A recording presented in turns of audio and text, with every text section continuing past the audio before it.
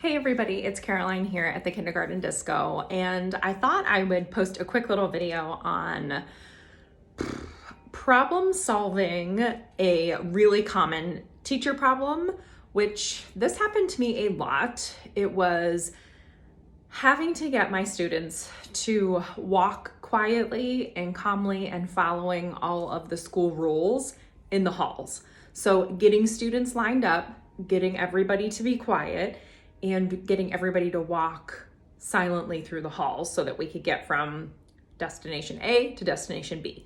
So for those early childhood teachers out there, and I guess teachers of any age groups, this was always a challenge for me. I don't know if it's a challenge for you. The school I worked at last year definitely had very set rules on hallway behavior. So the still, silent, smiling, quiet in the hall, which is a real challenge for kids. And understandably, oftentimes the transitions as a teacher and as a student are the hardest parts of the day, especially as the day kind of winds along and kids we know are getting tired of sitting still or tired of listening. They want to be able to chat with a friend. They want to be able to move their bodies. They maybe just need a moment to be silly or so one of the biggest challenges for me was getting my class to walk quietly through the halls, and we would spend a lot of time waiting for everybody to get quiet. And as they're walking through the halls, we would often have to stop and, remind certain friends that were chatty. And so I decided to kind of alter my thinking about this time, this hallway time, this lining up and walking through the halls. So I created a song for my students, and it tied into a book that I'm also going to post about called Think of Something Quiet, which is kind of an old book for teachers and for parents. So I'll post a link to that book and kind of talk more about it. But I got the idea of this concept of thinking of something quiet, and I incorporated it into this song. So I'll sing the song for you, and then I'll kind of tell you how this worked out for our classroom. So we had a line-up song, and it went like this.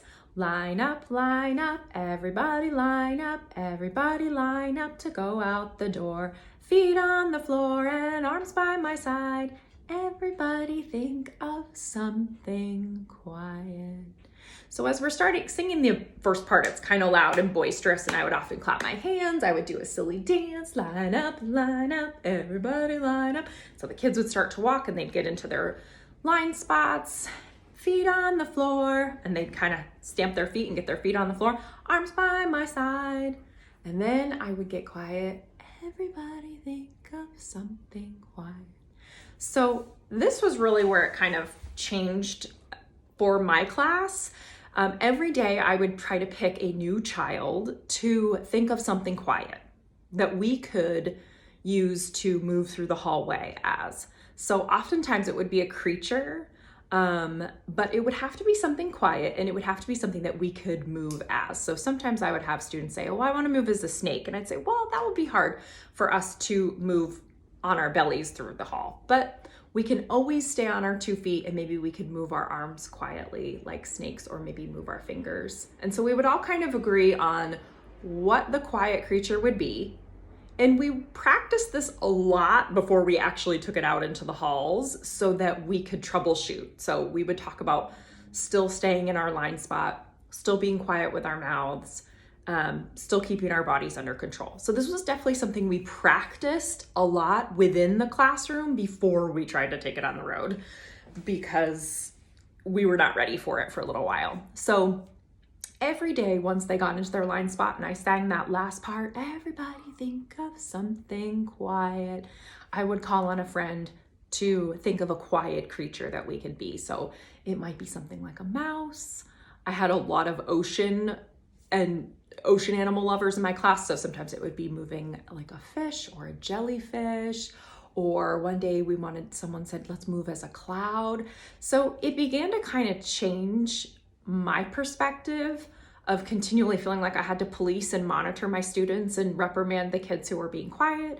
And it became a way for my students to move mindfully, to still follow the constraints of what we had to operate within, and be creative and have fun and kind of get those wiggles out in a way that still followed the rules of what we needed to do. So I hope that this might be something that you could think about or try. Maybe it's even just a game and a song that you sing within your classroom if you don't feel that you could have your kids move outside the classroom that way.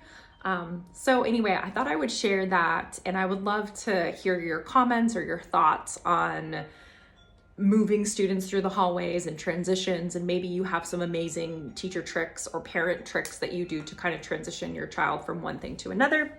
But that is the lineup song that for me really changed hallway life and cut out a lot of the stress and kind of frustration that I felt as a teacher getting my kids from one place to another. So I hope you'll let me know what you think of that, and I can't wait to hear some of your amazing ideas that you have.